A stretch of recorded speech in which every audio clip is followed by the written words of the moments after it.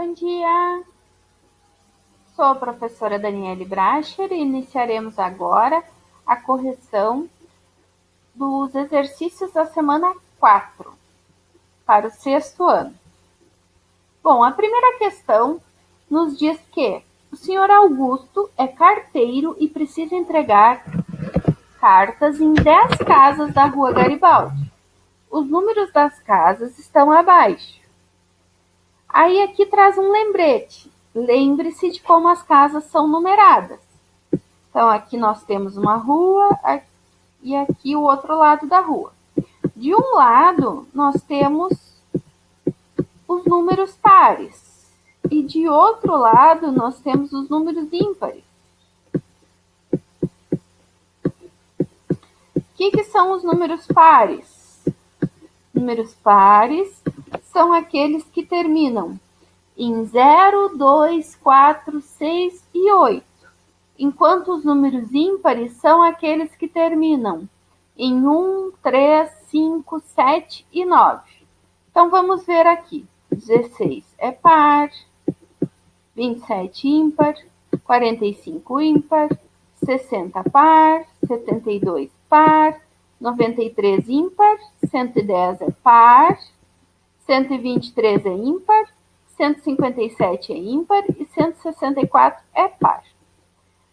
Então, a primeira pergunta nos diz que quais são os números ímpares? Então, é o 27, o 45, 93, 123 e 157. A letra B nos pergunta quantas cartas serão entregues do lado par da rua. É só a gente contar quantos números de casa par a gente tem, né? 1, 2, 3, 4, 5. A letra C nos diz o seguinte: se ele entregar as cartas seguindo a ordem dos números, irá atravessar a rua quantas vezes? Ó, ele está no lado par, vai para o ímpar. Atravessou uma vez. Continua no ímpar, vai para o par. Atravessou 2 vezes. Continua no par, vai para o ímpar. Atravessou 3 vezes. Atravessa de novo para ir no par, 4. Atravessa de novo para ir no ímpar, 5. Continua no ímpar, vai para o par, 6. E vai atravessar a rua 6 vezes. A questão 2 nos traz 4 sequências e pede para descobrir a regra que determina a ordem dos números que estão faltando. E pede também para completar os espaços na tabela. Sempre que a gente tem uma sequência numérica, a gente tem que se perguntar 2 coisas.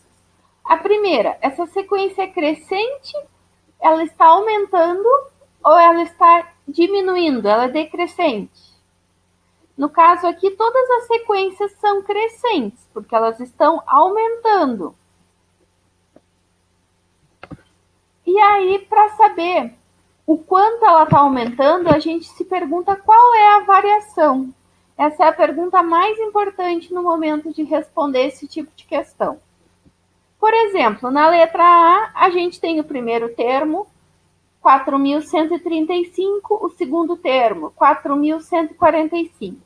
Para descobrir qual é a variação, a gente pega o segundo termo e diminui do primeiro. Então, 4.145 menos 4.135 dá 10. Então, quer dizer que essa sequência está aumentando de 10 em 10. Logo, se eu tenho aqui 4.155 no terceiro termo, meu quarto termo vai ser 4.155 mais 10. 4.165. Para saber o quinto termo, eu vou fazer mais 10. 4.175. Para saber o sexto termo, é 4.175 mais 10. 4.185 mais 10, 4.195. Na letra B, a gente começa resolvendo da mesma forma. Vou pegar o segundo termo e vou diminuir do primeiro, para achar de quanto é a minha variação. Então, 1.129 menos 1.029 é igual a 100. Logo, essa sequência está aumentando de 100 em 100. Então, para saber o terceiro termo, eu vou fazer 1.129 mais 100. 1.229 mais 100. 1.329 mais 100. 1.429 mais 100. 1.529 mais 100. 1.629. Na letra C, então, a minha variação vai ser o 7.250 menos o 7.000. Então, a variação é de 250. Então, eu vou somar aqui 250.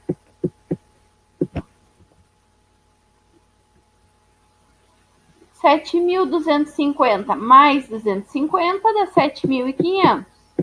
Mais 250, 7.750. Mais 250, 8.000. 8.000 mais 250, 8.250. Mais 250, 8.500. Na letra D, eu não tenho um número após o outro. Eu não tenho números consecutivos. Mas aparece o primeiro termo e o quarto termo. Então, eu vou calcular esse intervalo. O quarto termo, que é 13.500, menos o primeiro termo, que é 2.000, eu tenho um intervalo numérico de 1.500. E quantos espaços eu tenho aqui? Eu tenho 3 espaços. Então, 1.500 divididos por 3 é igual a 500. Logo, eu posso dizer que essa sequência aumenta de 500 e 500. Então, 2.000 mais 500... 2.000... Opa, acho que eu tenho anotado. 2.500 mais 500. 3.000 mais 500. 3.500 mais 500.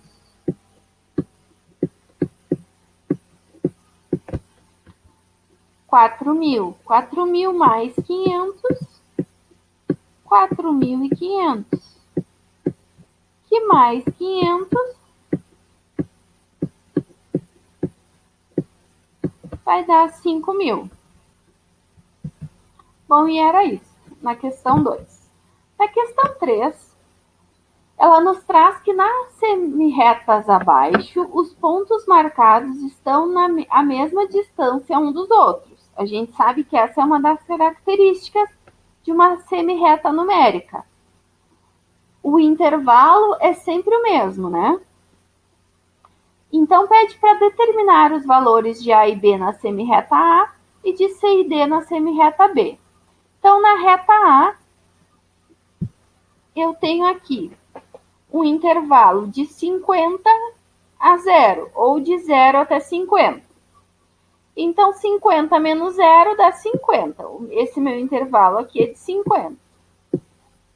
Eu tenho quantos espaços nesse intervalo? 1, 2. Então, quer dizer que cada um desses meus espaços vale 25. Porque é 50 divididos por 2. Se cada um desses meus espaços vale 25, eu tenho 0, 25, 50. Mais 25, 75. Mais 25, 100. 100 mais 25, 125. Então, eu tenho que A vale 100, enquanto B vale 175, 125. Então, eu tenho que perguntar qual é o intervalo e quantos espaços eu tenho nesse intervalo para dividir. Na letra B, eu tenho um intervalo do 12 até o 24. Então, 24 menos 12 vai dar 12.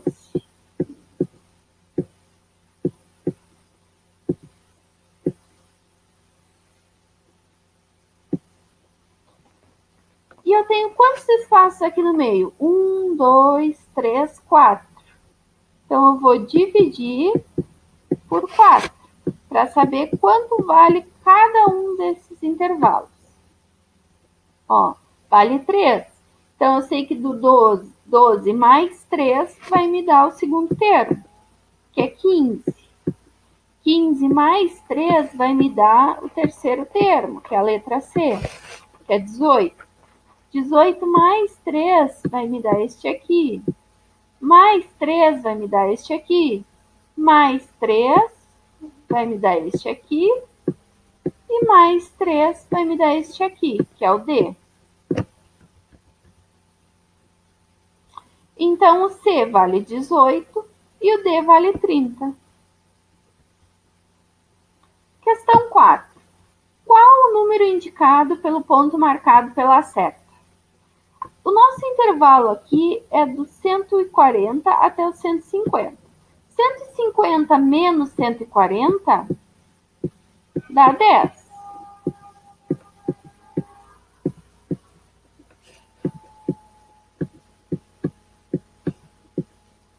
Quantos espaços eu tenho aqui no meio? 1, 2, 3, 4, 5.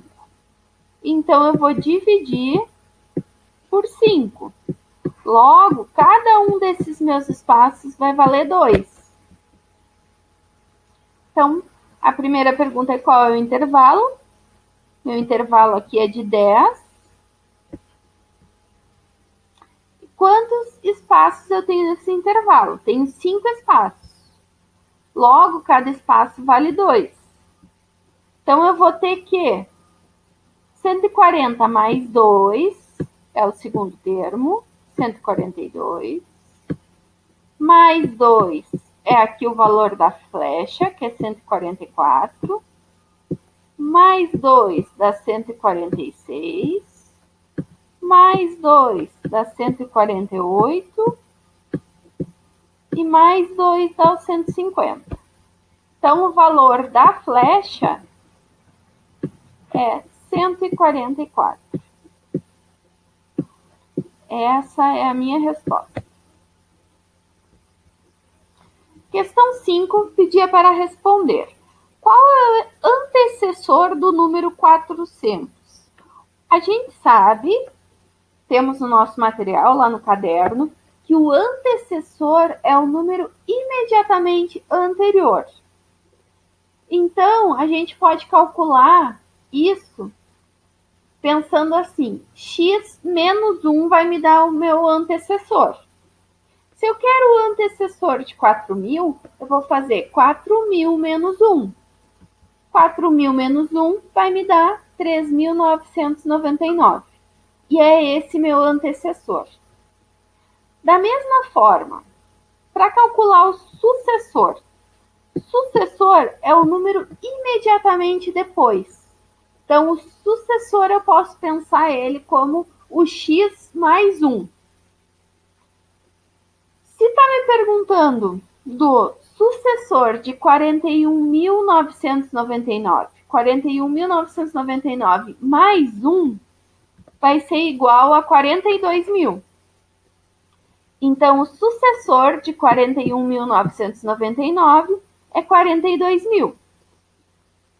Na letra C, pede cite 4 números consecutivos, sendo que um deles seja o número 179. Números consecutivos são aqueles que vêm um depois do outro. Então, eu posso pensar 179, 180, 181, 182.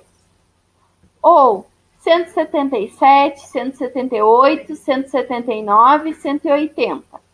Existem inúmeras possibilidades para isso aqui, né? Desde que um desses números aqui seja o 179. A letra D pede 2 números naturais consecutivos que somam 543 e pergunta quais são esses números. Como são 2 números, eu posso dividir o par mais próximo de 543, que seria o 544. 544 divididos por 2 dá 272. Então, eu tenho que um desses números vai ser o 272. Como eu somei um aqui para achar o par mais próximo, eu vou diminuir um aqui, porque eu não estou procurando os 2 números que somam 544, e sim 2 números que somem 543, um a menos. Lembrando lá da questão do antecessor, o antecessor é menos 1. Então, eu vou fazer 272 mais 272 menos 1. Então, 272 mais 271. A letra E pede a soma de 3 números consecutivos é 27. Quais são esses números? Como são 3 números, eu vou dividir o 27 por 3. Eu vou achar 9. Então, eu sei que um desses números é o 9. Então, 27 menos 9, eu vou achar 18. Como são números consecutivos, eu posso pensar no antecessor do 9, que é o 8, e no sucessor do 9, que é o 10. Então, vai ser 9 mais 10, seu sucessor, mais 8, seu antecessor. Isso vai resultar em 27. Bem, então essa foi a primeira parte. E é isso. Dúvida, entre em contato comigo.